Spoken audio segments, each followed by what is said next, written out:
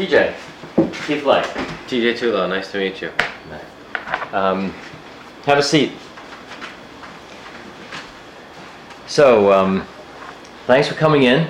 Appreciate your interest in Princeton. Have you had a chance to look around the campus yet? No, actually I haven't, but once I'm done this morning, I'm planning on taking a tour around 11 o'clock. Hi. TJ, Keith Light. TJ Tulo, nice to meet you. Okay. Thanks for coming in. So, is this your first visit to Princeton? No, I've been here before.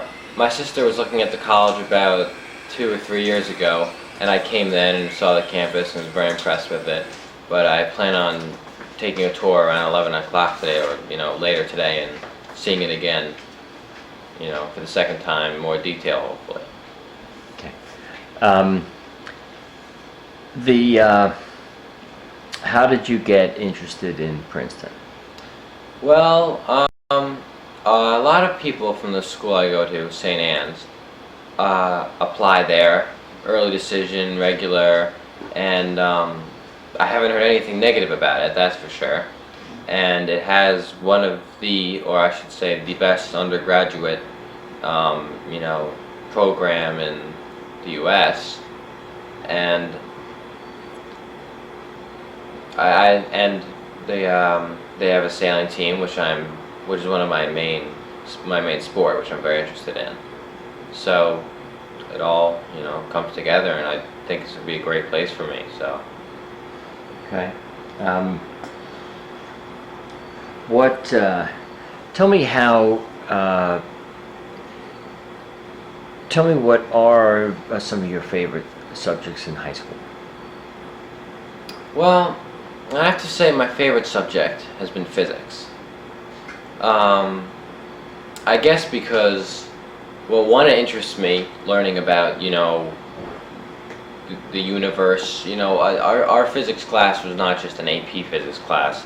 Our teacher actually, took a lot of sidetracks to the material and did a lot on the universe and, Kepler's laws and whatever he wanted.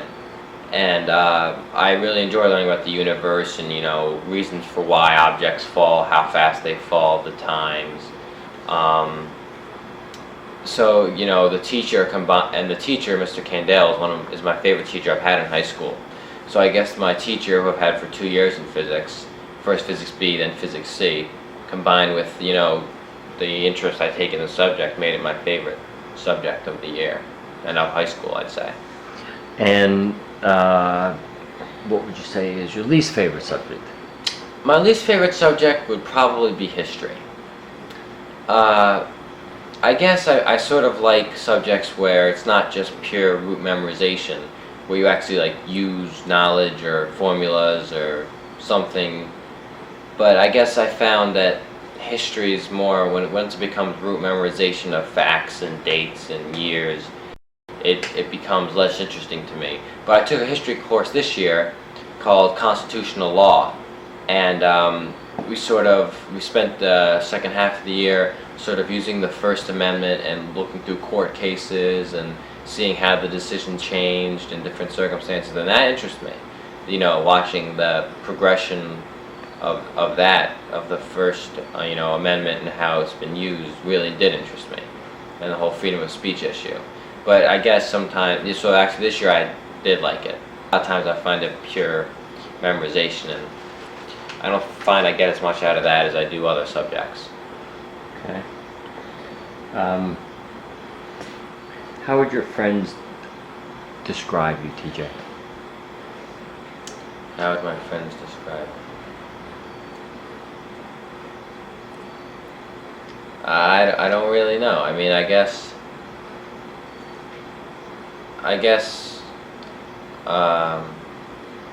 someone who's good at what he does. I mean, they sort of know me as being a champion sailor, and But they're not sailors. Let's say No, the friends that aren't sailors. yeah, my friends themselves aren't sailors, but I guess they sort of see I've achieved stuff in sailing and that I do well in school. So I don't know. It's Um, not particularly shy, somewhat personable, fun but not wild. I don't. what, how would you describe yourself? How to describe myself. I'm someone that likes, I'd say, to really become accomplished at some things. I worked really hard in high school to accomplish what I could, and I've worked really hard in the sport of sailing to accomplish what I can. But I like to leave my options open. I'm not so, don't have my mind set on one thing that I can't change to another. And, if I find something new that interests me, I'll take that. For example, I found, Hobie Cats, which is a different type of boat in sailing, which usually is not done at a youth age. I found a real interest in it and started like Hobie Cats as well as lasers and 420s, which is pretty rare. I say I'm the only one that actually did all 3 classes this summer. So I'd say I like diversity a lot. Okay. Do you have any questions for me about Princeton?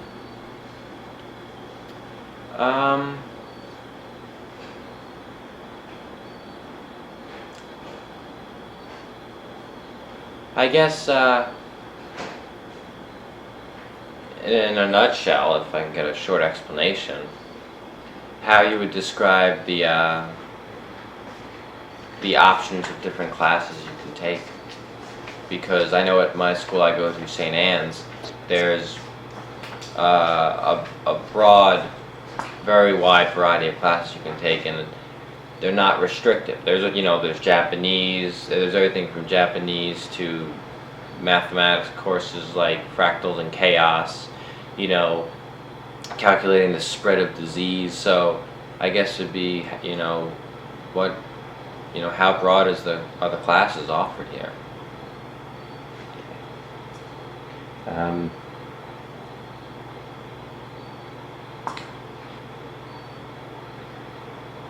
What are you going to use to differentiate and to decide what to choose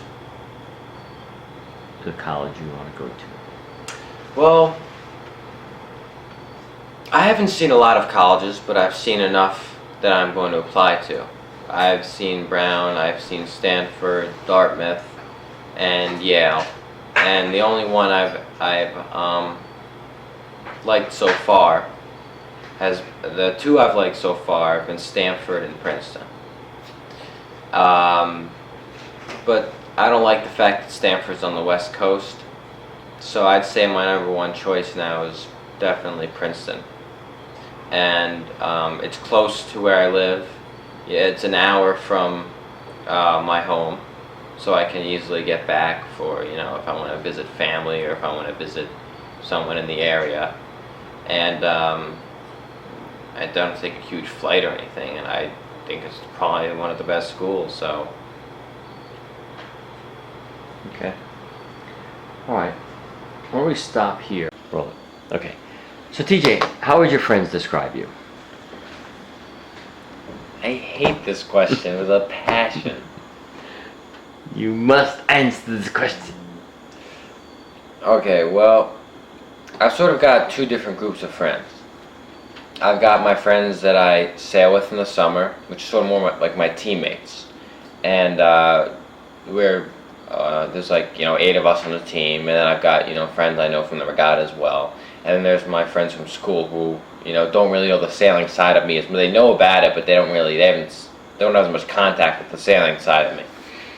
And I'd say that my friends from, my teammates from sailing sort of think of me as the fun kid, the kid that likes to go out, have a fun time, but still does well. The kid that likes to not be too serious, joke around, play music, but then when it comes down to the racing, I still go out there and do well. I still go out there and I focus and I do what I have to do to, win the races, win the regatta. And I think that's something my teammates would probably think is a good thing that I do. The fact that I can go from being, messing around, goofing off, to getting down to when it's done. And that's sort of the way my teammates see me. And the girl I sail with too. I sail with somebody. She's my crew, and we've been working together. We train, we race, and in training I have fun. I'm trying hard, but we still have fun. And then when it comes to the racing, it's serious. We do it when we do well. So I think that's an aspect about sailing with me that she's liked. It's not all serious, but when we get down to it, we still do well. So it all works out for the better in the end, anyway. So that's sort of how my teammates from sailing think of me. My friends from school, they didn't really know about the sailing side of me. I mean, they know about it, but they sort of know me as the kid who studies hard, does well in school, and then hangs out with them on the weekends. And I guess on my sailing team, with my teammates, as well as in school, well, on my sailing team for sure, I'm one of the more accomplished ones on my team. So people say, I don't know what to do with this line. What does this main sheet look like? How does this sail look? They come to me. They come to me and say, TJ, what do you think about this line? What do you think what I should do with this knot? When I'm going upwind, which way did you go? I went left, I didn't do well. Where'd you go? And so they sort of see me as like a team leader almost. We have our coach, but they sort of look to me. He's not there racing. So when I race and I win the race, they say, what were you doing? And so that's the sort of thing. They kind of think of me as a leader also, a leader and a friend. And my friends from school, they sort of think as a different kind of leader. People sitting around saying, what we're going to do, saying, let's go out, let's do something. Let's just basically the same sort of attitude I have in sailing. I like to do stuff, get stuff done, have fun, And I'd say they sort of think of me as a leader, not in the same kind of way as my teammates would, but I'd say that's probably what my friends would think of me. Yeah.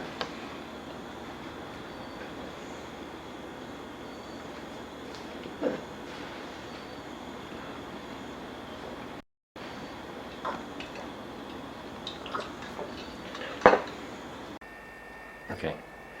All right, it's recording. We'll start from the beginning. Practice a Duke interview? Let's practice a Duke interview, okay? Yeah. And just stop it for a second. Hi, Tom Tulo. TJ Tulo, nice to meet you. Nice to meet you. Thanks for coming in. Oh yeah, no problem. I appreciate you coming all in from Staten Island. I realize it's not around the corner. Oh no, it was pretty easy because the high school I go to, I just came from high school, which is in Brooklyn, St. Anne. So it was not more than like a half an hour away. So it was actually pretty good. All right. Well, thanks a lot. I really do appreciate it. Well, you're applying to Duke. I'm a Duke alumni, as you probably know. So as part of it, they ask us to involve us in meeting with prospective students. I graduated in 1979, so it's been a while. But I like the school, so I give my time. Okay. So well, let me ask you, maybe starting out, what made you apply to Duke University? Well, basically, Duke's always been, I guess, is what my impression of it, always been known for amazing athletics in general. Now, there's two things about that. One is, my main sport is sailing. And while Duke doesn't have a competitive sailing team, it is I feel it's like a nice atmosphere to be at a school with like good sports teams and like games you can go to and like a way to participate in the school spirit that way.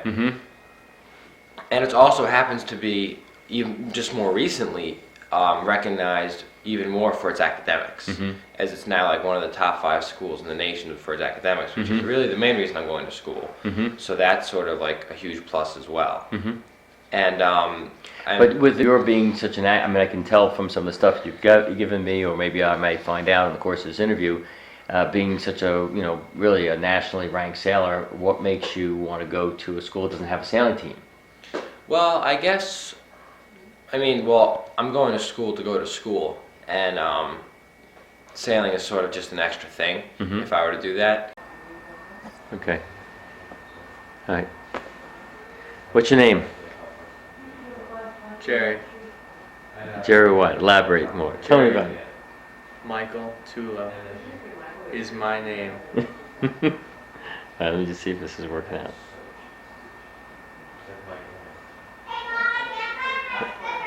So we're gonna do a Dartmouth one. Mm-hmm. All right. All right. So you're sitting down with a total stranger. Okay. Sits down and says, don't you really do these Dartmouth ones? "Yes." I do. Still? Yes. I haven't done any this year. He's doing TJ for real, and then he's gonna send us school. He's gonna say, "This is it." I'm gonna say, reject this kid. He's a jerk. He's socially unacceptable. All right. All right. Hi, John Smith. Oh, TJ Tulo, nice to meet you. Nice to meet you. Thanks for coming in. You find the place okay? Yeah, it was easy. You know your way around the city? Do you know where your way around the city? Yeah, I know around the city. Pretty not so good actually. I'm pretty incompetent. When it Really, comes for a to kid who it, goes to Brooklyn, goes to school in Brooklyn? Yeah. I spend most of my time at home studying books, so I don't actually get out there. Yeah. What am I Well, that explains your academic record. Yeah. So, That's a great way. well, I to appreciate you. I appreciate you coming into the city to do this interview. Yeah. The pleasure is all mine. Yes, I'm taping this. The pleasure is all his. Let's try to make it simple, otherwise we waste it. I know, but it's okay. Well, I'm loosening up a little I bit. thought I was. Is that polite or impolite? Did I say the pleasure's all mine? Well, it's just a little bit too facetious. It was like too ridiculous. Like it's such a ass-kissing thing. All right, so Pleasure is mine. well, what I'm going to do is I want to ask you a few questions about just kind of get a little background information on you first before we get into some other things, and I'll try to leave some time at the end to see if you have any questions about Dartmouth. Okay? Yeah. So first of all, they don't really send me anything on you. So can you give me a little bit of sense as to well, what school do you go to? I might know Okay. that actually, but let's Well, say should I have a resume? sure. Of it on me? Yeah. Yeah. Oh, that'd be great. Well, here's my resume, but basically, which you probably get from reading over it, I go to school at St. Anne's in Brooklyn, and I've been doing so for all of high school and for basically since the first grade. In turn, you want like academic, like grades or. Well, I can see. I mean, there's no average on here. Yeah, well, our school doesn't give grades; they give progress reports. So you get a written report written about you for each subject, and then that gets sent off. But You say that you should say that gets sent off in lieu of a transcript. In lieu, it gets transcribed in lieu of a grade report. so you get instead of a grade report, right, we get progress reports, written reports sent off about us, and the ones I have are good. I don't know, they're definitely really good, but we don't have any specific grades or anything. My scores you probably see in the sheet. Mm-hmm. Yeah, I'm looking at here. So you have 1450, and what's the split on that? 790 math and 660 verbal. Okay, very good. And how about other things like SAT 2s? Yeah, I have like 800 on the writing SAT 2. Mm-hmm. 750 on the 2C. I have some 5s and 4s on my APs. It's basically all there. Mm-hmm. Okay, and with the SAT 1s, you took them once. Yeah, I just took them once last January. Mm-hmm. Okay. All right, very good. That's very helpful. Tell me, what are some of your let's say strongest subjects in high school? Well, my strongest subjects in high school have definitely been physics and math for sure. Not just, I happen to test well in them, understand them better, have a much bigger interest in them. Like currently I'm doing this independent science project on sort of oceanography area. Mm-hmm. And I'm doing an independent math project somewhere in between math and physics. I'm kind of, I'm working on creating a computer program that will calculate how much time it'll take for a bolt to drop with air friction. Mm-hmm. And so I'm actually in the middle of creating that computer program on that independent science project has been pretty interesting this year. Mm-hmm. So I'd have to say it's probably sort of interests me most, and that I happen to. What are some of the things? I'm not a physics person. But what are some of the things that are gonna? How are you gonna model the friction that a ball experiences? Well, originally we were gonna do. I was thinking about doing because we have a mentor, our teacher helps us with it. I was thinking about doing calculating the air frictions if it's little balls that are gonna hit it, like little minuscule balls that are gonna hit it, an infinite number of them, and then there's a air pressure differential above the ball as it falls. But then that's sort of for intense air friction, and or higher speeds, and we're more dealing with like a 10-meter drop or a 20-meter drop. So we're just treating it as if it's. We're just treating it as like proportional to the velocity squared. So we're kind of taking a simplified method, but what a lot of people have used. So it's actually pretty like common. There's a common technique to approximate friction. Air friction.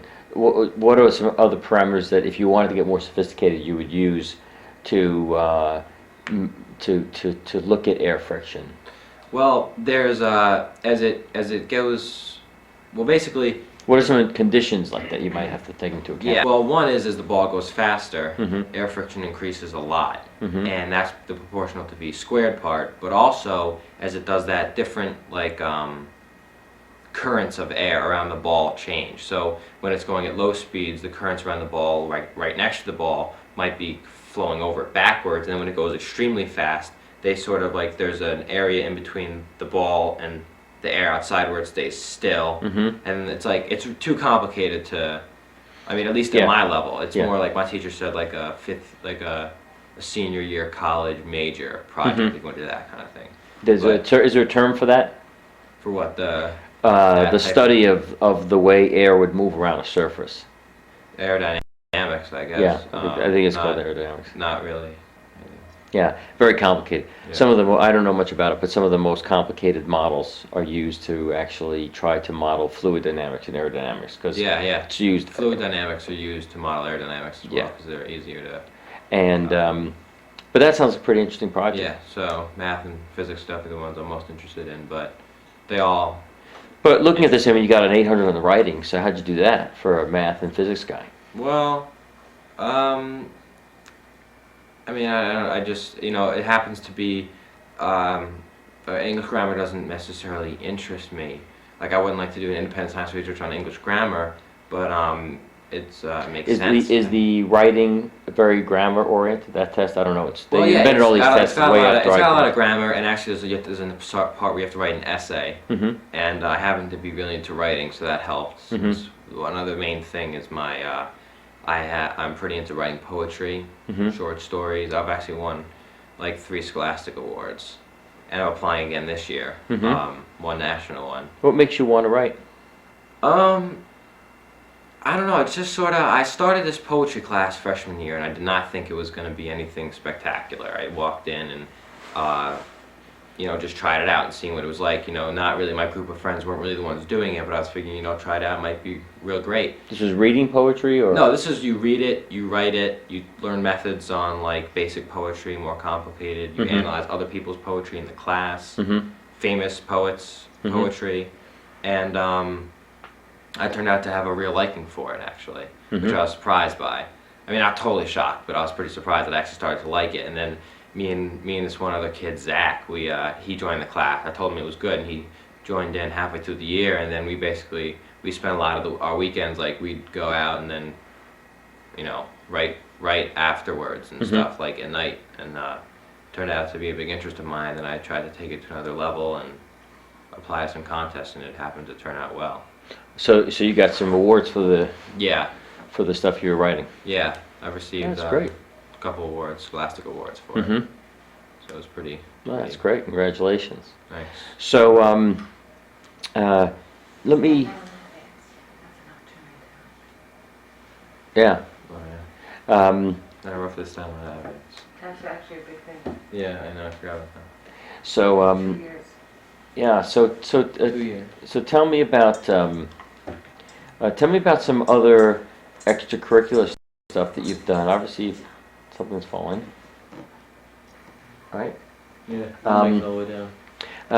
So tell me, academically, you seem to have it together.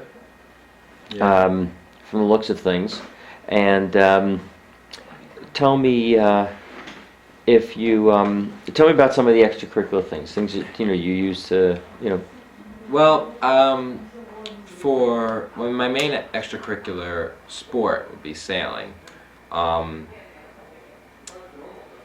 I guess I've sort of been actually looking at colleges with the eye of which varsity team is will I play on or sail with, and which one's good and that kind of thing. And Dartmouth happens to have one of like the best or one. Is of that the right? best. I Yeah. don't know. They have not or one sailing. of the best top 3 sailing teams No in kidding. the U.S. Where do they sail? They sail right out of I have no idea. Mascoma Lake. They sail right out of Mascoma Lake. It's like a half an hour drive from campus. 20 but- minutes. 20-minute drive from campus, but it's pretty Have nice you ever place seen to it? sail. Yeah, the sailing center is really nice. A lot of people on the team I know because I sailed with them before. And So they have like rankings for colleges. I just don't know this. yeah, they rank the colleges. You go to a bunch of regattas, and then there's an A skipper. There's 2 different skippers, Mhm. and then you kind of add them together, and then Mhm. it averages out. And they do some calculations basically, but they're real good, Mhm. and that's definitely a huge plus when looking at Dartmouth for me. It's not just the great academics, but it's also the fact that the sailing team is great, Mhm. which is something that I sort of can't really do without at college, Mhm. because that's my main sport. I happen to be a like a 4-time North American champion and a Mhm. triple. And in 3 different classes, I'm a national champion. Mhm. So, I've talked to some of the coaches and stuff as well, Mhm. and they seem interested. So that's Mhm. been a big, That's a big encouraging. part. Yeah, a big part of it. So tell me about some of the boats. I'm not a sailor, but tell me about some of the types of boats that you sail, or what did you win? Like, what was your biggest championship that you won this year? Well, this summer I won a 126 boat regatta called the Buzzards Bay in the 420, which is me and a crew, another person I sail with, Nikki, Mhm. is the person I sail with, and that went well. I also won the North Americans with Nikki, Mm-hmm. so I won the North Americans this summer in that boat. I won the national championship in the Laser Radial, which is just me sailing it, just a one single-handed class. Mm-hmm. And I'm actually heading off with my brother to the Youth World next year. This summer, the only boat representing the U.S. In Hobie Cats, which is it's like a catamaran boat with 2 pontoons. Mhm. Yeah, I've seen It's a lot- Hobies. They were it's a lot colorful faster. sails. Yeah, colorful sails. They're a lot faster. Mm-hmm. So it's been a Wow, that's pretty exciting. Yeah, it's pretty. You looking exciting. forward to that? Oh yeah. We have starting like a pretty big training program starting second semester. Mhm. Well, I guess starting April, and we're gonna try to take some trips down to Florida to practice. So it's gonna be interesting. Mm-hmm. That does sound interesting. Well, congratulations. That sounds like a great opportunity. How'd you get to sail with your brother? Is he a sailor too? Yeah. Oh yeah. My brother's a sailor. He's very How old good is he? sailor. He's 14, so Mhm. he's not as old as I am, but he's a really good sailor, and he's a great size, and we're both clearly the same size, and that's what you kind of want for the boat, because you got to be. Is it hard to sail with a sibling? I always wonder about, Oh, yeah. like I have a younger brother, I have an older brother, and Yeah. he'd probably just yell at me all the time. I think. Yeah, at first we thought it was gonna be, a pain, yelling at each other the entire time, and it turned out it really wasn't that bad because, it's not just that we get along well. It's just like it doesn't help to yell. There's no reason. So we go out there, we sail our best, we come at the end of the day, and we did well. So something worked. So we'll do it again. You could always, I think it just as an aside, you could always, so I think it doesn't hurt to basically say my brother and I have been really close. Yeah. Yeah. I mean, we've kind of grown up sailing together. And when we were small, we were sailing our own boats, but we're in the same Yeah. opti class, and So we know each other well, Yeah, so we- it's not really a problem. we get along. Yeah. We really have, we're very different, but we kind of Yeah. have a personalities that mesh pretty well. Because Yeah. actually, I've had probably easier time, developing Well, with him than I've had with some other people, which have Right. been, some challenges. Well, that's great. The Korea thing sounds fascinating. Good luck with that. Yeah. Thanks. It's pretty interesting. All right, so you got the Dartmouth thing, Dartmouth sailing. Sailing's a varsity sport at Dartmouth, Yeah. And is Dartmouth Sail like? Is there like a Division I, Division II? I don't know how it works in sailing. It's basically their varsity or club. Mm-hmm. You know, yeah, it's basically varsity or club. It's a varsity sport, and it's top 3. So it's basically, you know, best or one of the 3 best in America. Oh, really? So there's no complaints there. Okay. Yeah. Terrific. And you said the coach has you know the coach? You've Yeah, has been contacted? I've been emailing the coach quite a bit because I got into Stanford early and then realized that I don't really want to go West Coast so badly anymore because I got family. Wow, aren't you? Are you? So I guess because we're sitting here talking, that means you're not obligated to go to Stanford. No, it was early action, so that's basically why. Mm-hmm. Now looking at Dartmouth more, a lot more. Did you think heavily, about applying as well early to Dartmouth? Yeah, I thought about playing at Dartmouth. It was just early decision. So, you know, because my dad went to Dartmouth and he always talks about it. So I've been up for visits and I happen to really like the place. Plus, it has a ski mountain and near ski mountains. I mean, it's like there's nothing you really can complain about. Right. I haven't found anything. Everybody I know that goes there loves it. All my friends from last year that come back and visit. Just that early decision kind of felt like locked me in for something I'm not quite sure about yet. But Right. Okay. Okay, so now the sailings must be pretty preoccupying. Did you have time to do anything else extracurricular? Obviously, you have school. Yeah. You have this, you know, you yeah, did this the poetry thing. the sailing, and I also actually wrote for a newspaper in Staten Island, the Staten Island Advance. The circulation's like 90,000 or something. It's a pretty good paper. They have this teen section. And I applied, got an interview. They accepted me, and I wrote there for 2 years, and it was really. Did they have a great. lot of kids applying? Yeah. It's really actually. I mean, I don't know why, but it's really. I mean, I guess because a lot of people have this interest that I do of writing for a paper. It's really competitive to get in. So when I got in, I was kind of like real psyched, and just it was like a great experience. I mean, you go in there, you write articles, you meet new people that are really fascinating that you never would otherwise met, and you just talk to people and like you learn how to write your writing better, and people learn from you. And it's a really great experience. It taught me a lot about journalism as well, not just writing my own poetry or short stories or anything. So it's really good. And they just assign you topics? Yeah, well, not here, not at the teens section they call it, or the flip section now. They used to. I mean, sometimes they say, you know, why don't you think about doing an article about sailing? I'll say, all right, yeah, you know. That's a big interest of mine. Right. But sometimes, you know, you just come in and you say, I just listened to this great CD, I got a review on it. Or, oh, I just wrote an editorial about the, you know, whatever's interesting you. So you can basically do, it's pretty really So open. what are some examples of some, so you had to you came up with some of your own ideas? Yeah. And, Well, one idea was,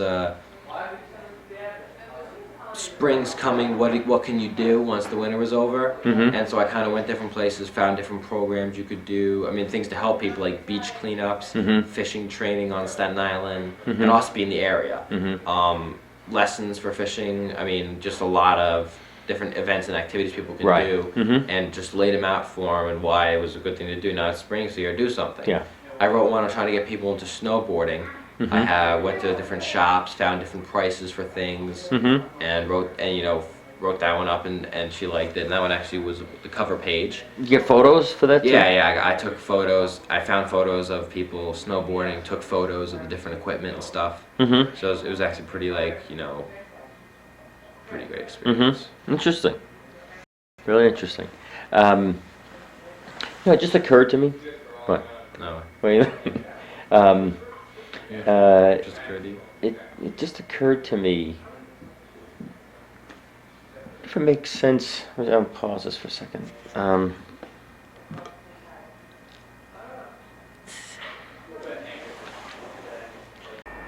Okay, here we go.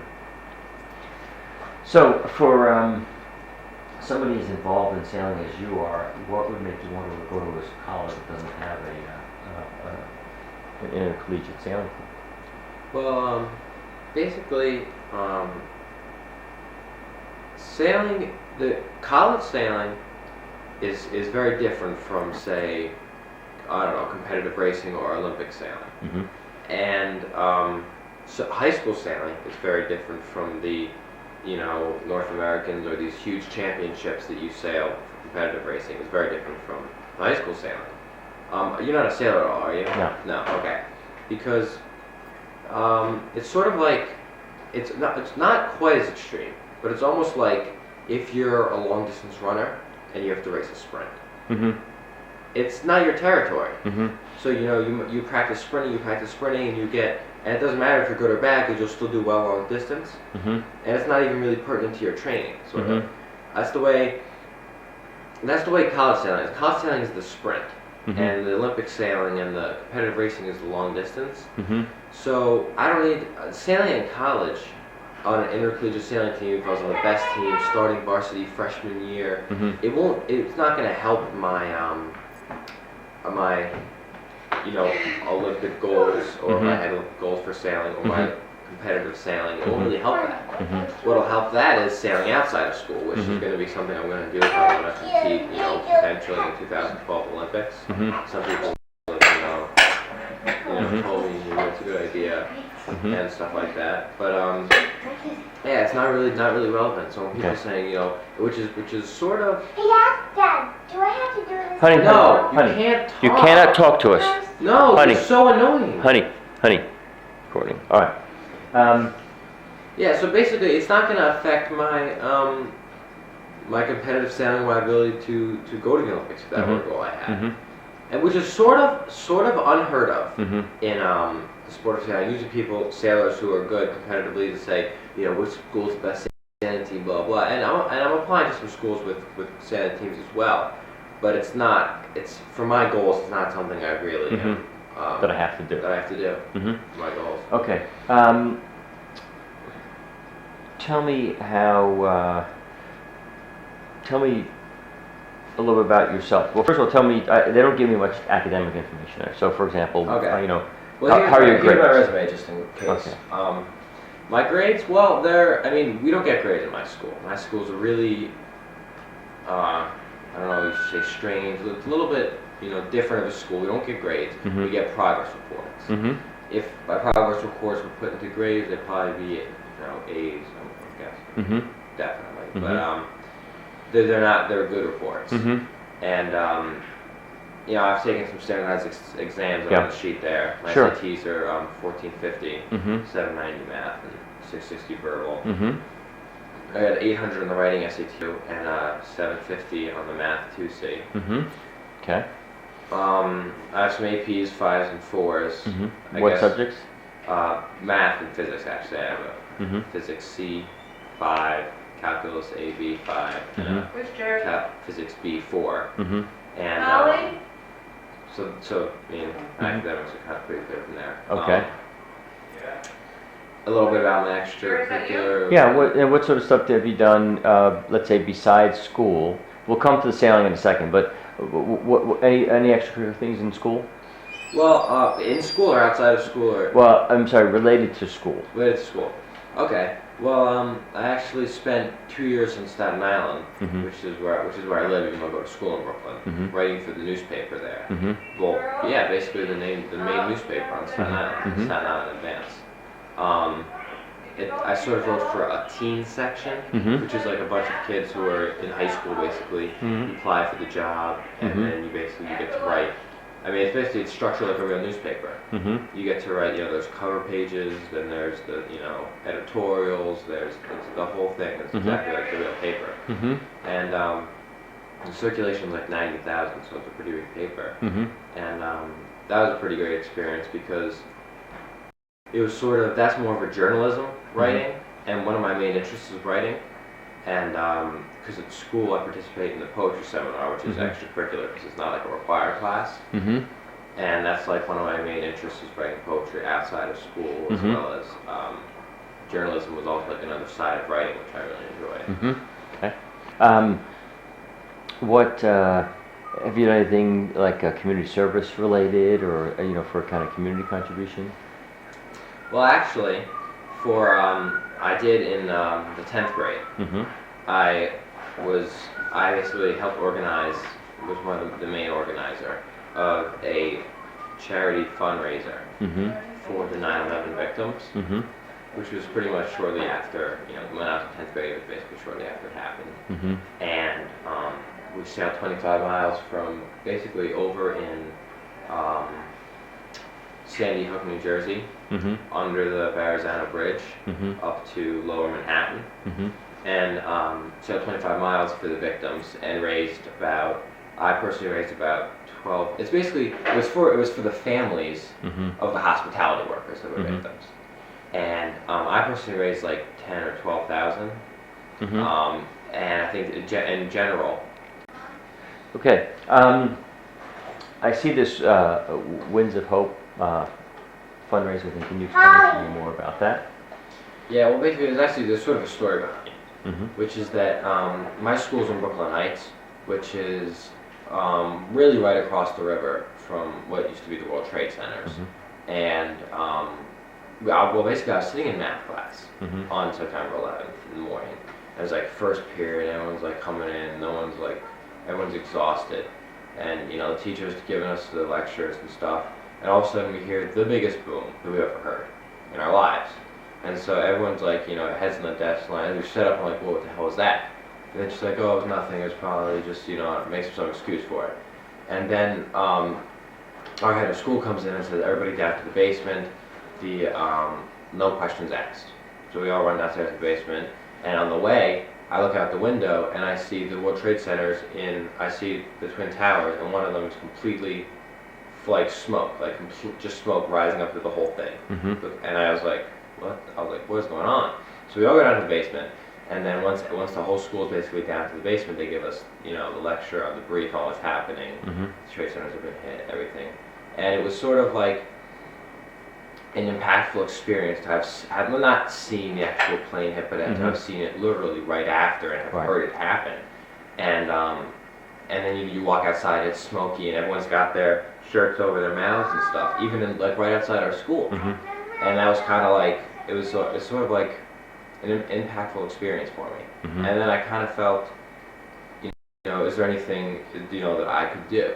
Because, and then I thought about sailing, because I've always sailed. Mm-hmm. And I've always, practiced and competitively raced and sailed regattas and won championships, but I've never actually used it for, you could say, A charitable purpose. Yeah. So, me and some friends, like 3 other people, got together and thought it'd be nice if we did like a sail Mm-hmm. for something having to do with the World Trade Center. Mhm. If there's, that was just the idea at first. Mhm, yeah. It was like something having to do with the World Trade Center. Like, yeah, sounds great, but To what? benefit some of the victims. Yeah, of the war, but what? You can't benefit all the victims. Then Right. it's sort of meaningless. Mm-hmm.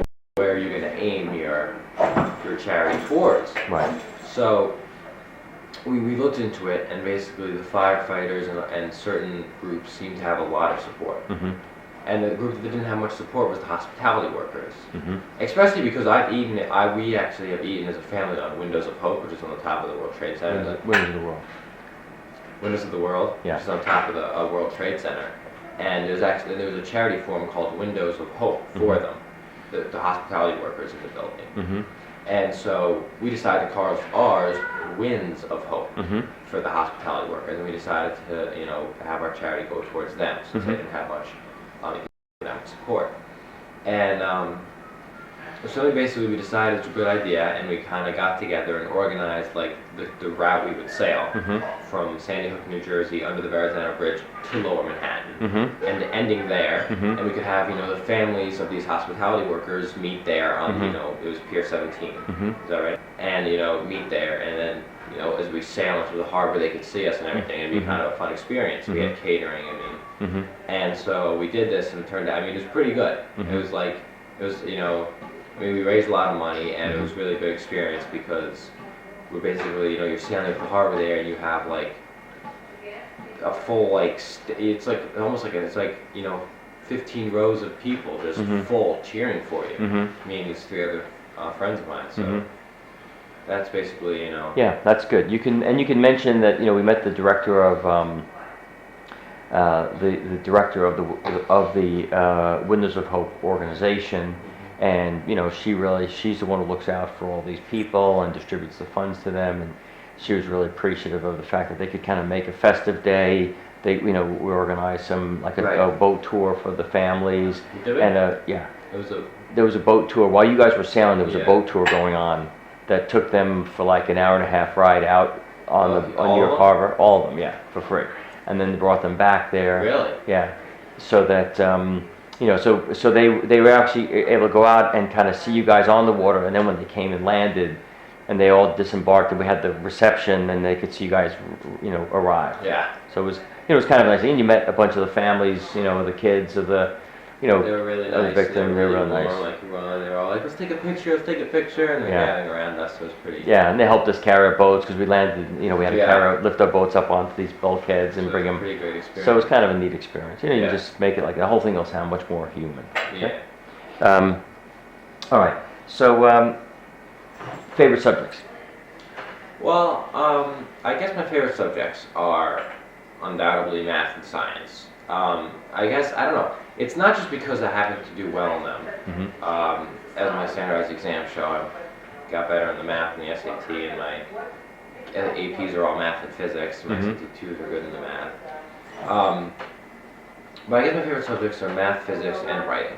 If that was a subject. Mhm. Poetry.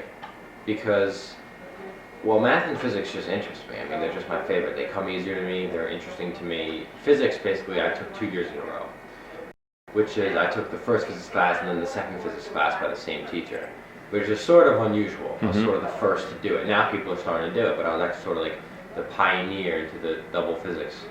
And it was fun because the first physics year, I went and took when you speak more. Okay?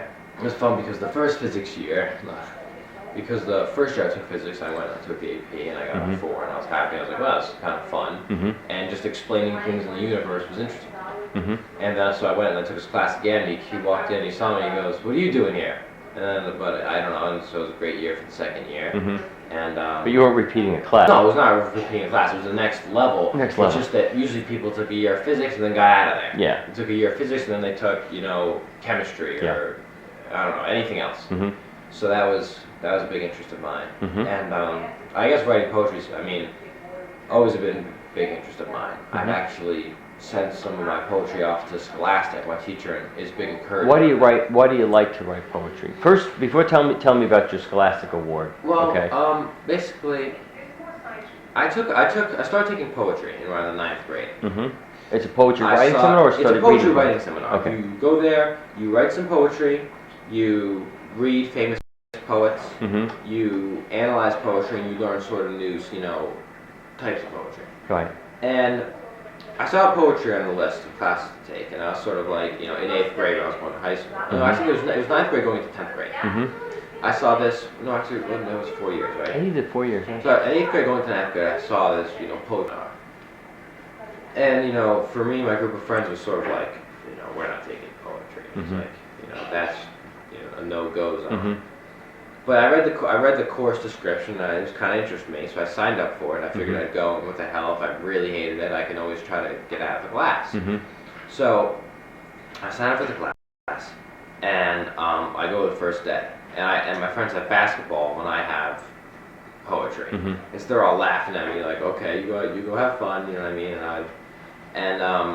So I went down and I stayed in poetry, and for the first day I actually had fun. Like he was introducing us to poetry and everything. He gave us 20 minutes to write our own poetry, Mm-hmm. and I came back and told him it was pretty fun. Mm-hmm. And then they didn't buy it, and then the next year my friend Zach walks into poetry with me. Mm-hmm.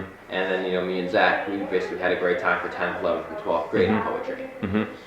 And I guess I'm writing because I enjoyed the class. And By the that got way, me- so is it a lot of boys or mostly girls? What's the It's mix? all girls. It's the class. Good way to meet girls. Yeah, I know. But besides that, you feel pretty outcast. It's basically all girls and then me and Zach. Yeah. And, maybe Callie, one or two other Telling you guys. to study is not. By the way, what is your Get with interview? it. Are the interviews Okay. men or female? You know what? I don't want to hear it. They're all female. Okay. So far. Okay.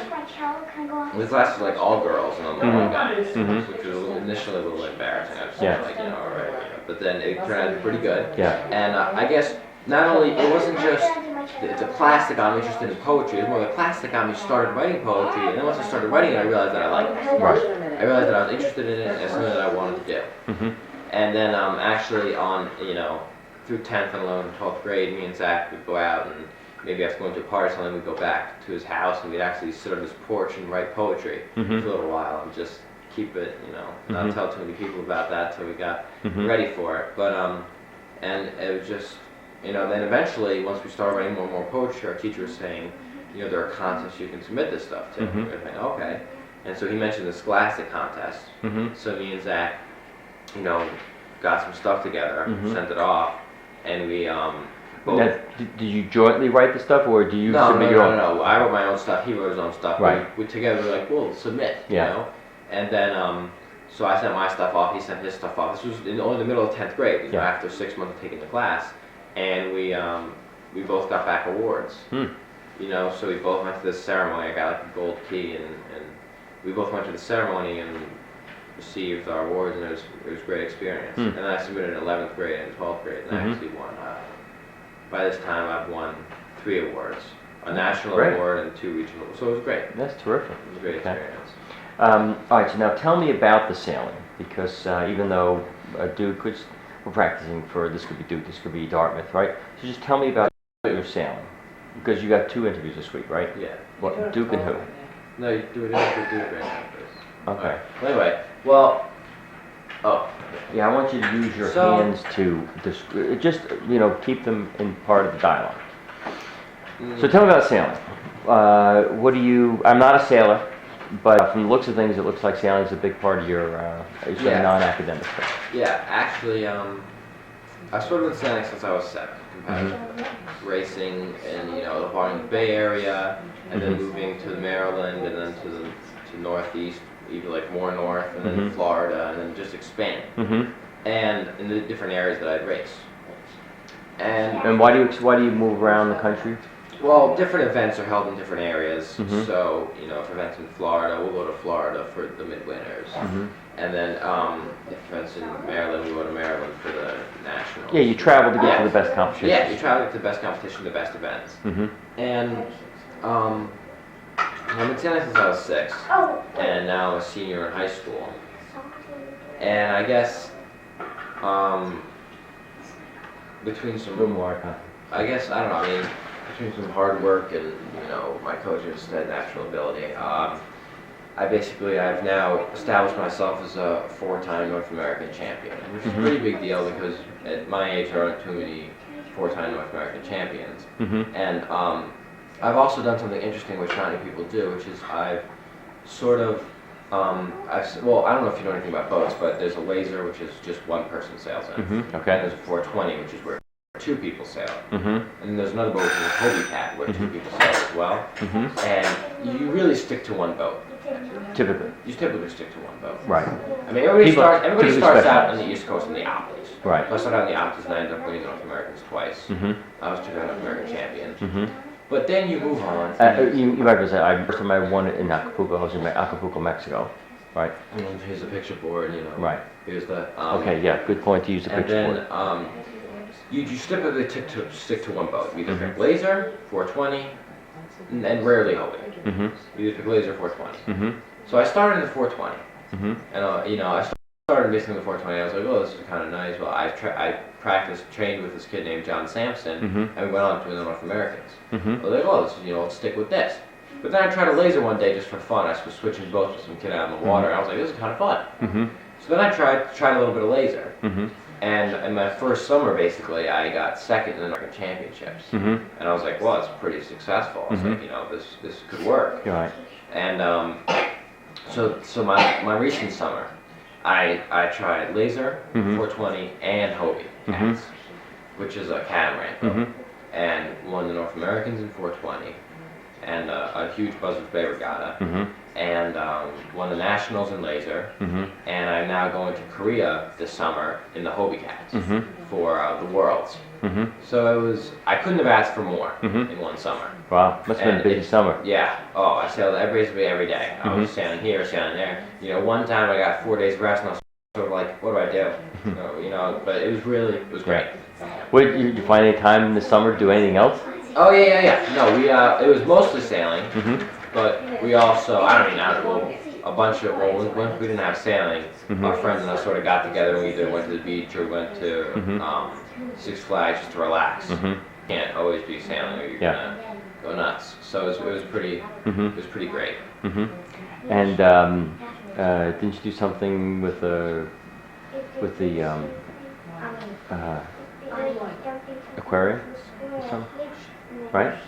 Yeah, actually also And it's okay to mention the relaxation stuff because that makes you seem more Yeah. normal. But don't forget the aquarium. and actually also sort of sailing practice started at 12 because you know basically that's when the wind is right? Mhm. It comes in at 12 and I chose the morning to basically work in the aquarium because my sister she was like I worked at this aquarium for a while and it was pretty cool so I was like alright so I went and I asked them if I could volunteer there for the summer in the mornings and they said I could Mm-hmm. so I went every morning for like 2 hours from like 8:30 to 10:30 Mm-hmm. and you just volunteer with them you know you do all kinds of things you have to like take the big sharks up to the touch tank Mm-hmm. and like you know pick up spider crabs and sea urchins for people and hold them. So it was actually a really great experience. And you learn a lot about fish. Mm-hmm. You know, the more advanced trainers feed the you know You might say sea life sea yeah because more than sea fish. life yeah. Mm-hmm. So I mean it was Mm-hmm. pretty great actually. I enjoyed the aquarium a lot. You know, you can say it's not a huge aquarium, but they have actually quite a diversity. They have seal tank, shark tank, penguin. You know, Penguins, yeah. they have a larger, Alligators. they have algae, and then they have all the kind of smaller tanks, and then they have the touch tank. You know, it's just a Yeah. good variety of a lot of different things. Freshwater, saltwater, blah blah blah. You know, it's Yeah. kind of a good variety of everything, and it's probably the second largest aquarium in. I think it's probably the second largest aquarium in the state of New Jersey. The first being the one down in Camden, New Jersey, which is a state aquarium. Really? Yeah. It is? I think so. There aren't that many aquariums in New Jersey, so I think we're pretty safe to say it's the second largest aquarium. Largest being down in Camden, which is a state It's a aquarium. volunteer job, you know. Yeah. You could kind of, if you're interested in marine biology project, that's where I think you bring in more important than the job of the aquarium. Ah, is your good marine point. biology project. Yeah. So That's maybe much use more. that. You say, look, why don't you see if you can weave that into The science, a. independent science research you've been doing for 2 years. Yeah. Isn't it 2 at least? I'm still recording it. So try to use it to segue into talking about your independent science research, which you made either by sort of flipping the page and it's on the front cover of your thing, right? By the way, do you have a copy of that? I only have one. Well, do you have the one? I don't know. You- I should bring in his. Could you find it? Or should bring in his resume. No, both. Does he have a resume? You should print out 3 copies for the next 3 interviews. Could you possibly bring it in? No? I can't bring in the When'd you get a haircut? Pictures. pictures. Last night? You got home? Jerry's. Pretty good, right? Pretty good. I think it's one of my better ones. Haircut can be, you know? Magnum opus for the season. What's an opus, Tom? The big writing, like a. Jerry's magnum opus for the season. Alright. Okay. So see if you can use that Did you get transition. reports yet, by the way? Yeah, I've not gotten through all your reports yet. No, I just got the In twin. one she says he aced the test. Really? So yeah, I want to read them. I have to read your 2. The girls sat me down and I had to read theirs this morning because they were awake at breakfast. So needless to say, they got my attention onto the Yeah. Holly and Canada reports. Tell me, transition me from aquarium to your independent science research. Well, one of the reasons the aquarium was so interesting to me was because I'm working on this independent science research project, Mm-hmm. which is, it basically focuses on these things called reef balls, Mm-hmm. which are huge cement, which function as artificial reefs. I wouldn't say it focuses on reef balls. I'd say it focuses on, it's really a study of artificial reefs. You know what I'm saying? Environmental. Yeah, I just think. Yes. Okay, go ahead. Yes. Go ahead. My project basically focuses on artificial reefs. Mhm. That's much more impressive than reef balls, right? I don't know. Well, one is a functional thing. The other one is a piece of concrete. So that's why the difference. Okay, go ahead. My project basically focuses on artificial reefs Mm-hmm. and the effect they can have in sort of a shallow water near shore area. What we call an estuary. You don't have to, don't talk down to people, you're talking to people who are graduates. Well, that doesn't mean estuary. A shallow water near But it is shore. an estuary, That Terry, does if you not- can use that the does not vocabulary, mean you can, estuary. he's But saying that use the doesn't mean vocabulary you estuary. can. But that doesn't mean estuary. That doesn't mean estuary. No, this is an estuary project. Yeah, but your project is about I'm estuaries. gonna get to that. Okay, go ahead. But what I just said is not a synonym for estuary. Okay, you go, okay, keep going. Keep going. So, alright, so tell me about your project. My project basically, it focuses on artificial reefs. Mm-hmm, And it's sort of, it's in an estuary in Barnegat Bay, New Jersey. mm-hmm, And it's more on how these reef balls, well, actually, the artificial reef is constructed of reef balls, which are big cement blocks with holes in them for the fish to swim in and marine life to stay in. And it's how they, if they produce more fish life mm-hmm, in shallow waters in the estuary near the shore. mm-hmm, And the reason this came into my mind is to basically, you hear of, well, I mean, I guess you hear of, well, there have been buses and subway cars and stuff sunk in the middle of the ocean mm-hmm. to regain Offshore, fish life. right. Yeah, right. To create fish habitat. Right, to create fish habitat. Right. But nothing has sort of been done on this sort of scale, on Right. a smaller scale, near shore, within, like 50 feet of shore. Yeah. So, And we should care about creating habitat near shore, why? Just curious. well, basically, habitat near shore is easily depleted because a lot of people fish near shore. Mm-hmm. And that And there's a lot of development. has a lot, yeah. There's, Construction. people, like construction. People There's build a lot of construction, people and building destructs docks, natural and habitat. destructs natural habitat. So basically, And by the way, there are a large percentage of fish species that spawn in the estuaries. In other words, that use the estuaries to propagate. Not all, but a significant portion of fish basically come into the estuaries during the season, and that's where they have their young, and then their young, basically grow, and then they go out to the ocean. So go ahead. The whole driving force with this was the construction of docks. so basically, we constructed a dock Mm-hmm. off the bay, Mm-hmm. which which was a dock for boats. We put some boats on it, and once we put it up, we realized, you see these huge machines basically pounding Mm-hmm. the pilings into the ground. Mm-hmm. And you're thinking, there's no way that, this is what you're thinking at the time. But Right. once you realize, you say, how is there any possible way that fish can even Mm-hmm. stand to be anywhere near this thing? Mm-hmm. It's massive. And afterwards, we sort of decided, my family, we were like, well, wouldn't it be interesting to try to see if, an artificial reef Mm-hmm. could really bring back some of the fish life? Mm-hmm. And so we got a grant from a reef ball company Mm-hmm. to give us 6 of these big cement reef balls, and we put them in.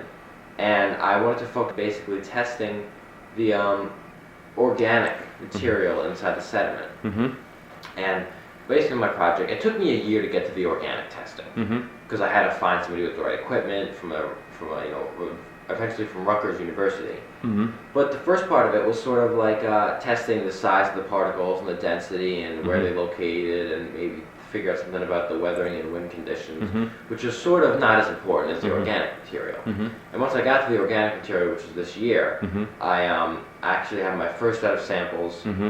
tested, Mm-hmm. and I'm working to get my second set of samples tested for this organic material. Mm-hmm. And when you test for organic material, you're testing for percent carbon, Mm-hmm.